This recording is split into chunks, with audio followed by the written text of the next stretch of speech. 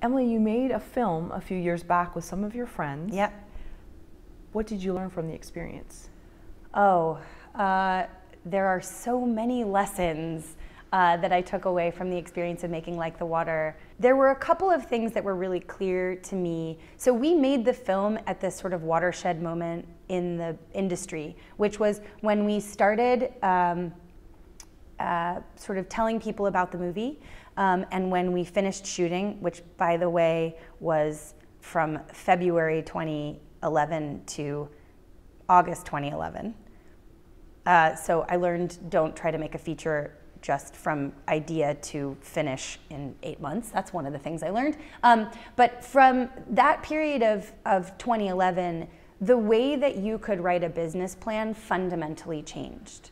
So it wasn't just that we learned that, oh, I don't know, if you're making an independent drama starring all women with no sex and no relationships, nobody will fund that movie. That's one of the things that I learned.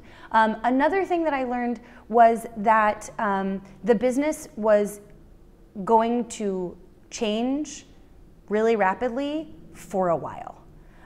So when we started, you could write things about in your business plan about potential theatrical releases and the distributors who might pick you up at which kinds of festivals. And by the end of the time we had finished shooting, new things had popped up, like Ultra VOD releases, and day and date had become a much bigger part of the discussion, and no theatrical release at all direct to consumer was becoming more and more popular, partially out of necessity.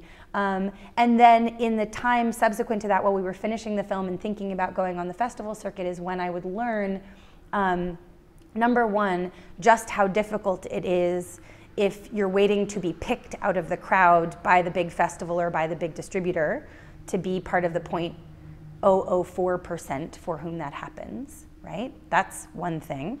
And I'm totally willing to assume that I might be in the 99.96% or 996%.